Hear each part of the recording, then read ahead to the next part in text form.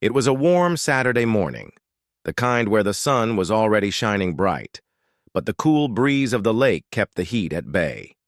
The kind of morning that pulled me out of bed before the world seemed to wake up, making it impossible to stay in the comfortable silence of my sheets. I could feel the excitement welling up in me as I laced up my boots and grabbed the fishing rod. It was a ritual that I never tired of. Something so simple, yet something that always made the weight of the world feel a little lighter. It had been that way for years. As I stepped outside, the world seemed to open up before me.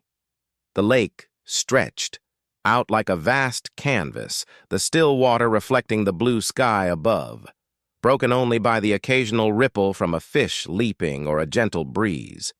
It was the kind of view that made it hard to believe anything could go wrong.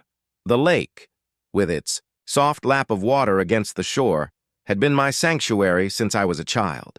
My family owned a small cottage at its edge, nothing too fancy, just a place to escape from the busy noise of the world. The cottage was tucked away amongst tall pines, which added an air of privacy, and I always loved the peace that came with it. The peace, however, was not something that lasted forever. Today, something felt different. The air was heavy with an odd tension that I couldn't shake. Maybe it was just my mind playing tricks on me, or maybe it was something else, something in the energy of the lake. Whatever it was, I pushed it to the back of my mind. It was my Saturday ritual, after all. The day I got to leave the world behind for a few hours and enjoy the solitude of the water. I made my way down to the dock where I kept my small motorboat. The engine sputtered to life on the second pull, a familiar hum that felt like a lullaby to my soul. As I pulled my boat out onto the lake, I glanced around, savoring the sound of the motor cutting through the stillness of the morning. The sun climbed higher, and I could feel its rays beginning to warm my back. The soft splash of the oars against the water was the only sound that mattered as I steered my boat toward the center of the lake. I'd spent countless hours in this boat, fishing, reading, or simply enjoying the view. The lake had become a part of me, as much a home as the cottage I lived in. It wasn't until I reached the middle of the lake that I noticed her. There, on the dock by the shore, stood a woman. She was in her mid-40s, I would guess, though it was hard to be sure behind the wide-brimmed hat and oversized sunglasses she wore. She was standing with her arms crossed, glaring out at the water as though it had personally wronged her. It struck me as odd the way she stood there, so rigid, so out of place. The lake, a place I considered to be one of the most serene, seemed to evoke nothing but disdain from her. I couldn't quite place it, but something about her demeanor suggested that she wasn't here for the same reasons I was. At first, I didn't think much of it. After all, it was a public lake, and anyone could technically visit. Some people, especially tourists, had a way of standing out, making their presence known in the most bizarre ways. I assumed she was just another one of those people who took a wrong turn and ended up here, looking for some kind of drama. I didn't want to engage with her. This was my place of peace, and I wasn't about to let some stranger ruin it. I shifted, my attention back to the water, the steady hum of the boat engine beneath me providing a strange comfort as I drifted farther from the shore. But just as I began to settle into the rhythm of the water, I heard her voice. It was sharp and commanding, cutting through the morning calm like a knife. "Hey, this lake is for private residents only. You need to leave." I froze, my hand still gripping the oar. For a moment, I thought I had misheard her. It was too early. In the day, too absurd for me to be hearing things like this. I turned my head slowly to see her standing there, her stance rigid, her arms now flailing in frustration as she waved toward the water, as if she could physically push me away. I raised an eyebrow in confusion, unsure if I had heard her right. My family had owned the land and the water rights to this lake for decades. The deed was as old as my grandfather's generation, handed down through the years with pride and reverence. This lake was as much mine as it was anyone's, and no one, especially a stranger like her, was going to dictate what I could or couldn't do on it. I had the legal right to be there, I had spent years on this lake, building memories that were worth far more than any argument a random person could throw my way. I couldn't help but respond with a hint of amusement. Actually, I own this lake, or at least the water rights. I'm not going anywhere. Her eyes narrowed behind her dark sunglasses, and I could see the frustration brewing beneath the surface. She scoffed, throwing her hands up in exasperation, the motion almost theatrical. You think just because you have some old deed that you can control this lake? This is a private retreat area. You can't just show up here whenever you want. I felt my temper stir, but I kept it under control. It wasn't worth losing my cool over. She didn't know what she was talking about. She was just another person who thought she could push others around, but she didn't realize that this was my home, my piece of the world. I pointed toward the shoreline, where a small fence marked the edge of my family's property. The only thing private around here is the property line, and it's a few hundred feet over there. The rest of this lake is public, and I'm well within my rights to be here. Now, if you'll excuse me, I trailed off, turning my boat toward the open water once again. I'm going fishing. She stood frozen for a moment, staring at me with wide eyes as though she couldn't believe I had the audacity to speak back to her. But I wasn't going to get into a shouting match with someone who clearly didn't know the first thing about this lake and its history. I had no time for that. The fishing hole I had in mind was just ahead, and I wasn't about to let some stranger ruin my day. As I drifted farther out, I heard her shout again. But this time, the words were muffled by the distance. "You'll regret this." I ignored her and focused on the water. It wasn't the first time someone had tried to disrupt my peace on the lake, and I doubted it would be the last. But today, I wasn't going to let her or anyone ruin my sanctuary. It was too precious to let something so trivial take it away. Little did I know, this was only the beginning. The days that followed that strange encounter were marked by a constant undercurrent of tension. The kind of tension that hums in the air, like a storm brewing on the horizon, ready to break at any moment. I had become used to the quiet of the lake, the solitude that allowed me to forget about the world outside, but now it seemed that solitude was being threatened. Every morning when I arrived at the dock, ready to begin my routine, I would see her, a familiar figure standing on the edge of the shore, arms crossed, eyes narrowed, as though waiting for the perfect moment to pounce. Her presence was always there, lurking in the background, and I could feel her eyes on me as I fished, as if she was silently judging every movement I made. At first, I tried to ignore her. I told myself that it was a one-off, that it was just some kind of strange misunderstanding, and that if I continued with my routine, it would eventually blow over. But deep down, I knew better. People like her didn't just walk away. No, she had a fire in her that was hard to ignore, a determination to see things her way. She wasn't going to let it go, not as long as she thought she could win. I had been coming to the lake for years. My family had owned this land and the water rights to the lake for over 5 decades, and I had never once been challenged in all. That time, I knew my rights, and I wasn't going to let some stranger tell me what I could and couldn't do on what was essentially my own property. Still, there was something unnerving about her. Something about the way she watched me from the dock, the way she never seemed to leave, always lurking in the background like some specter of discomfort. One morning, after a few days of silently coexisting on the water, I arrived to find her standing there again, as expected. She was looking at me, her face set in a firm, almost angry expression, as if she was waiting for me to make the first move. I had been expecting her, of course. I wasn't sure why, but I felt this strange sense of inevitability, like something was building, and it was only a matter of time before it came to a head. I cast my line into the water, trying to focus on the task at hand, but the tension was unbearable. The silence between us was thick with unspoken words. I could feel her gaze burning into the back of my head as I worked. I tried to push the discomfort aside, but I couldn't shake the feeling that today was going to be different. Something was about to happen. Sure enough, just as I was about to reel in my line, I heard her voice. This time, it was sharper, more insistent. "Hey!" she shouted, her tone piercing the air. "You need to leave! This is private property!" I sighed, setting my rod down in the boat. I had been expecting this, but that didn't mean I was ready for it. "I've told you before," I called back, trying to keep my voice calm. "I own this lake. My family has had the water rights here for over 50 years. You're mistaken." She wasn't having any of it, though. Her voice was louder now, tinged with the kind of righteous anger that only people like her seem to possess. "No, you don't understand," she said, her words coming quickly.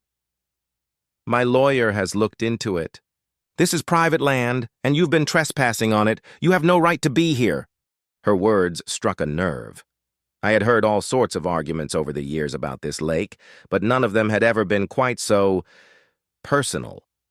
She was challenging my claim, challenging everything my family had worked for, and she wasn't going to back down. I could see it in her eyes. This wasn't just some misunderstanding. This was a fight she was prepared to carry to the bitter end. "Listen," I said, my voice steady but firm. "I have the legal papers to prove I own this lake. I've been coming here for years and I'm not going anywhere." But she wasn't done. No, she was just getting started. "I demand you leave," she spat, her eyes flashing with anger. "You have no business here, and I won't let you get away with it." I stared at her for a moment, weighing my options. The last thing I wanted was to escalate the situation, but it was clear she wasn't going to leave me alone. The tension was palpable, and I could feel the frustration rising in me. I had never been one for conflict, but this woman had crossed a line.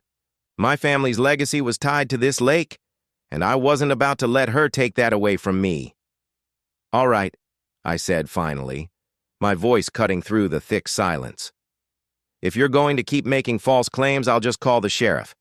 Let's settle this once and for all." I could see her flinch at that, the smug confidence on her face faltering for a brief moment.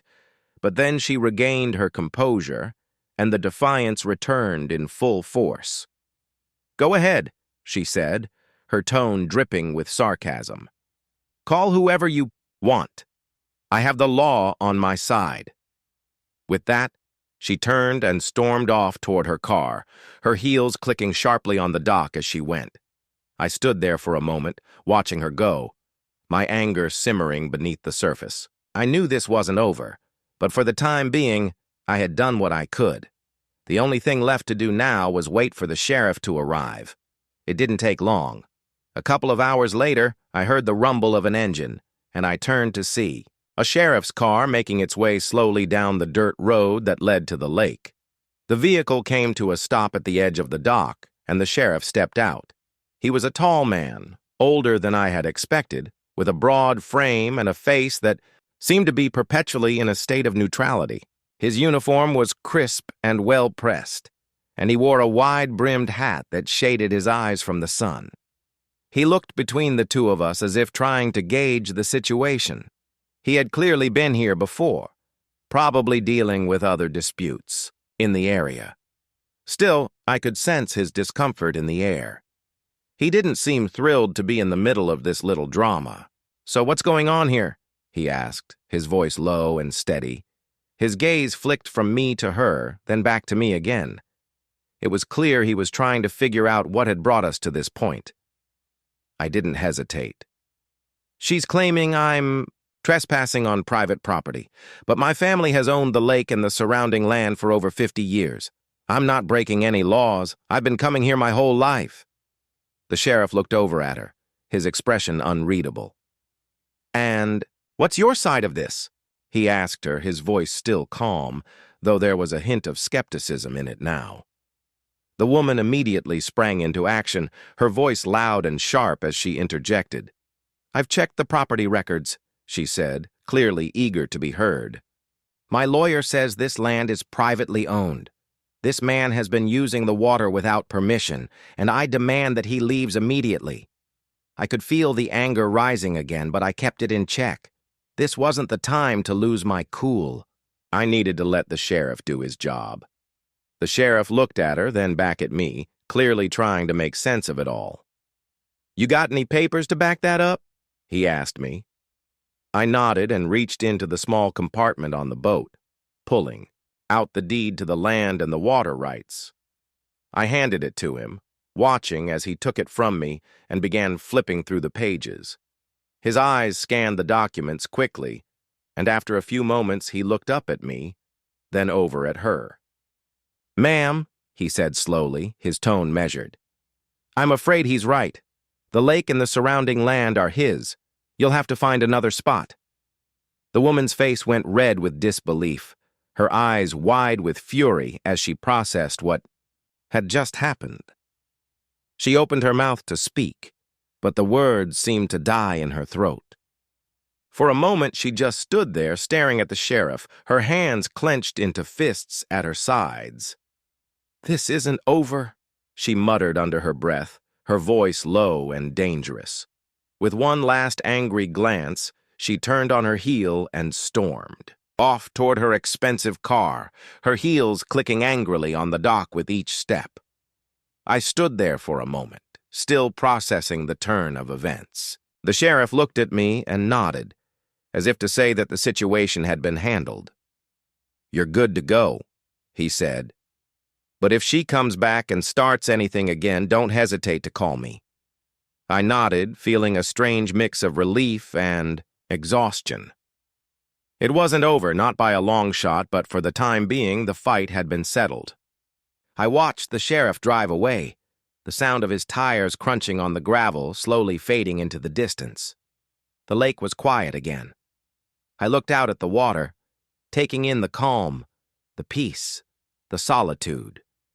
It was mine, my family's, our legacy, and no one was going to take that away from me. But deep down, I knew this was far from the last time I would see her. The real battle had just begun.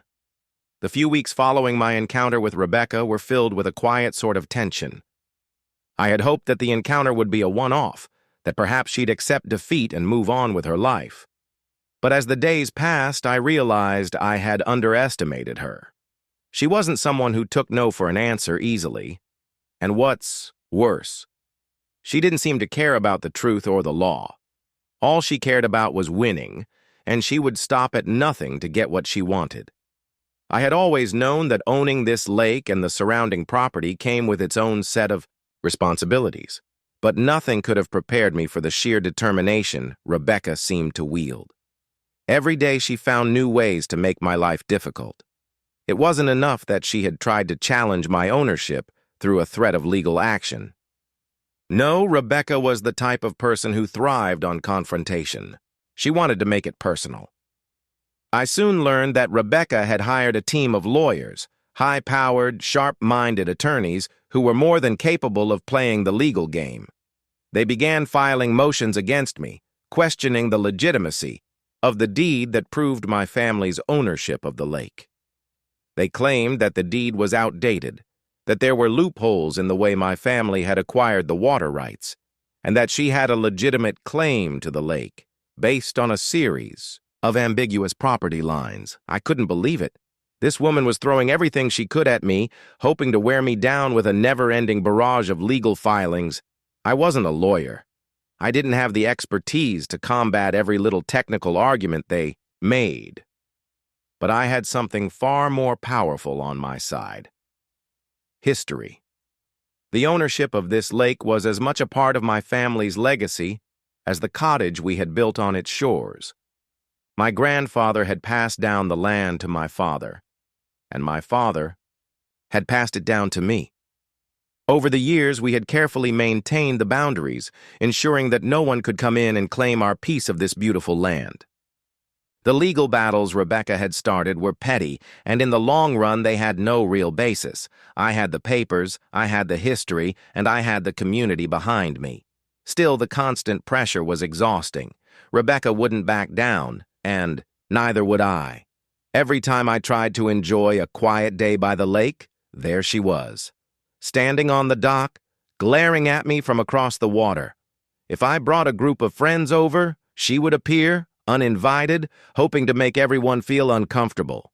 Her presence was like a shadow that followed me everywhere I went. She would even wait until I was in the middle of something, whether it was fishing or just relaxing with a good book, and she would suddenly appear, her arms folded across her chest, her eyes locked on me like a hawk eyeing its prey. It felt like she was trying to wear me down, to make me question myself. The worst part of it all was how she would act like she had some kind of moral high ground, as though I was the one in the wrong for simply trying to enjoy the lake my family had owned for decades. And yet, despite all her efforts, nothing changed. Every time she tried to escalate things, every time she called in her lawyers or made some grand gesture to prove she was right, nothing ever came of it. My family's ownership remained clear, and Rebecca's legal challenges seemed to fall apart one by one. Each time she took a step forward, she was met with 2 steps back. Her arguments became more convoluted, her demands more outrageous, but the end result was always the same. She was not getting what she wanted, but this didn't mean she was giving up. No, Rebecca wasn't someone who would retreat quietly. As the weeks passed, I began to notice something new. She was showing up more frequently, and this time she wasn't just standing on the dock watching me from afar. No, she had brought something with her, something that made my blood boil when I saw it for the first time. It was a large truck, the kind you see in construction zones or on building sites. She had a sign in the back, a sign that was far too large for the little patch of land near the lake. It was a private property sign, and it wasn't just a small placard. It was big, at least 4 feet high, white with bold red letters declaring in no uncertain terms that the area was off limits to the public. As if she could just take control of the whole lake by slapping one of these signs down. Had been standing on the porch of the cottage when I saw her pull up in the truck, her hands on the wheel, her face set in a determined frown. As she got out of the truck, she looked over her shoulder at the sign in the back and then at me, and I could see the same sly smile creep onto her face. I was done with this. I had tolerated her presence long enough, and now she was crossing a line. This wasn't just some petty argument anymore.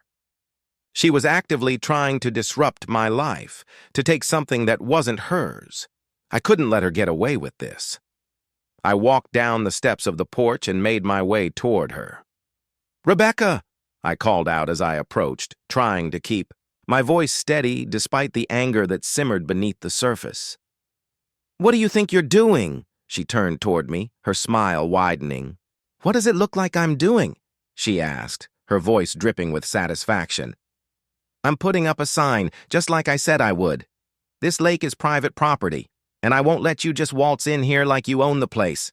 I could feel the anger building in my chest, but I held it back, forcing myself to remain calm. "You know this is illegal," I said, my voice low and dangerous. "You can't just put up a sign and claim this lake as your own. I've already told you that this is my property, and I'm not going to let you take it." She tilted her head, as though amused by my words. "You're just mad because I have the money and the connections to take this to court. You'll lose, and then I'll own this place. I don't need to follow the rules. I can buy you out and take it all." I shook my head in disbelief. "You're delusional if you think you can take something that's been in my family for generations," I shot back, the frustration evident in my voice. "You have no claim here. No matter what your lawyers say, it's not going to change anything." But before I could walk away, I noticed something in the distance. A group of local fishermen had gathered on the shore, their boats lined up on the dock. I had known some of them for years, and I could see the familiar faces among them. They gave me knowing looks as they approached, nodding in solidarity. They had heard about the feud with Rebecca, and they weren't about to let her push me around. They weren't alone. As they walked closer, others from the local community arrived, fellow lake owners, friends, and neighbors who had seen what Rebecca was trying to do.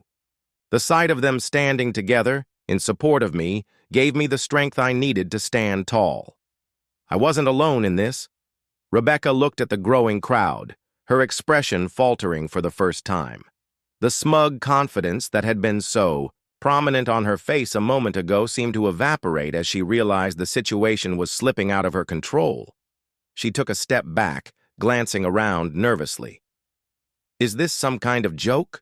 she asked, her voice now tinged with a hint of panic. One of the fishermen, a burly man with a thick beard, stepped forward and addressed her directly. "This lake has been here long before you even showed up," he said, his voice firm but friendly. "We know the history. You can't just come in here and try to take what doesn't belong to you." The other fisherman nodded in agreement, and Rebecca's face went pale as she realized she was outnumbered. This wasn't just about me anymore. It was about the entire community. Everyone who had spent their summers on this lake, everyone who had grown up with it, was standing together in solidarity. Rebecca opened her mouth, probably to protest, but I could see the fight draining out of her. There was nothing she could say. No more legal threats, no more claims of ownership. Could change the truth. The lake belonged to my family, and it belonged to the community that had cherished it for generations. With a final angry glance at me, Rebecca turned and stormed off toward her car, her footsteps heavy on the ground. It was over, for now. Thar. Fishermen began to disperse, but not before one of them slapped me on the back with a grin. "We've got your back, buddy," he said. "You're not in this alone." I watched as they left, feeling a strange sense of relief wash over me. Rebecca had been a formidable opponent, but she had underestimated the strength of the community that called this lake home. She might have had money, she might have had lawyers, but she didn't have the heart of this place. And that was something she would never be able to take. For the first time in weeks, I felt like I could breathe again, but I knew, deep down, that this wasn't the end. Rebecca wasn't going to give up that easily. The war was far from over. The days after Rebecca's failed legal challenges had a strange sort of calmness to them. It wasn't the kind of peaceful quiet I had once known, where the rustling of trees and the gentle lapping of the lake's waters brought serenity. No, this calm was more like the stillness before a storm, waiting, anticipating, knowing that the quiet could quickly be shattered by a sudden noise. It wasn't just the physical landscape that had been disturbed. Something had shifted beneath the surface. My life, once tranquil and predictable, had been thrown into turmoil. And though the immediate threat had passed, I knew Rebecca wouldn't stay quiet for long. She wasn't the type to back down from a fight. She was relentless, and I could see that she was just waiting for an opportunity to strike again. I tried to carry on as best as I could. Most mornings, I would go down to the dock, sit on the weathered wood, and cast my line into the lake, hoping to find some peace in the rhythm of fishing. The calm waters reflected the morning sky like a mirror, and I would spend hours simply watching the ripples, letting my thoughts drift with the current. For the first time in my life, however, I found it hard to concentrate. The memories of the legal battles, the confrontations with Rebecca, the constant tension, I couldn't shake them. The lake, once my sanctuary, had been transformed into a battleground. And I wondered if it would ever feel the same. I'd been expecting this. Deep down, I knew the fight wasn't over.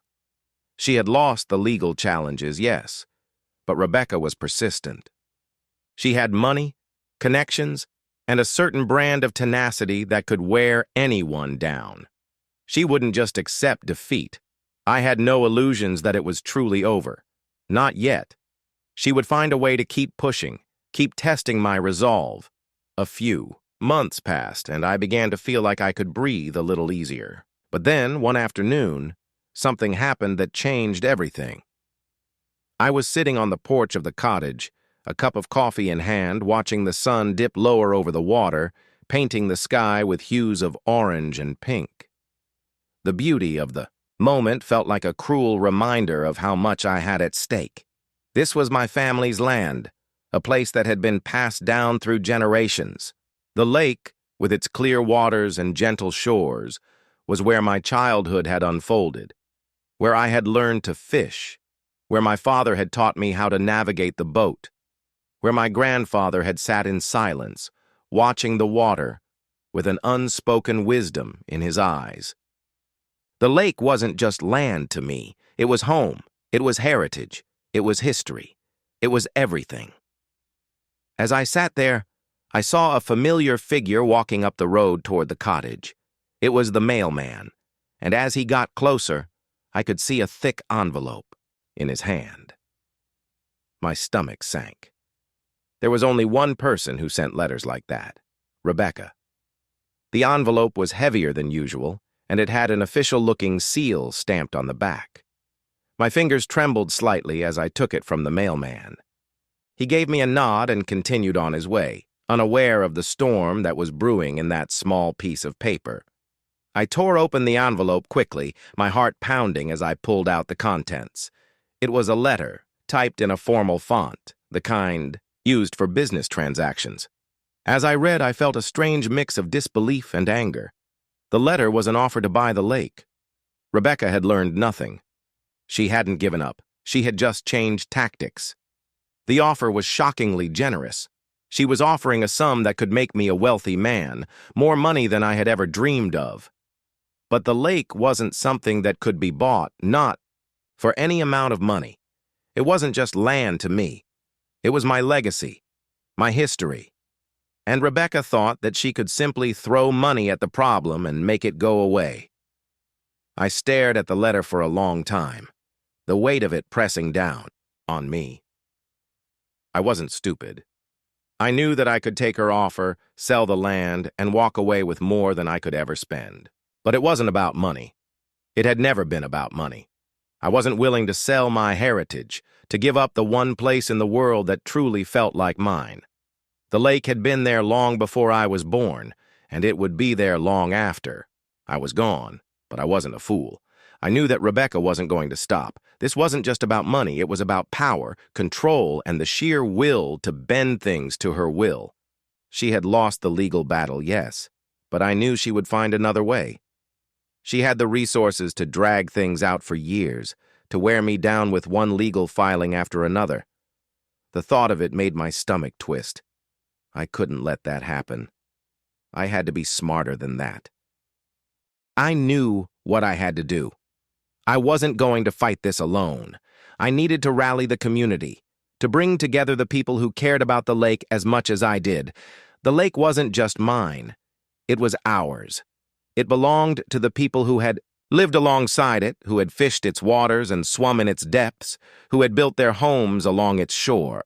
I wasn't going to let one person take that away from us. The next day, I called a meeting.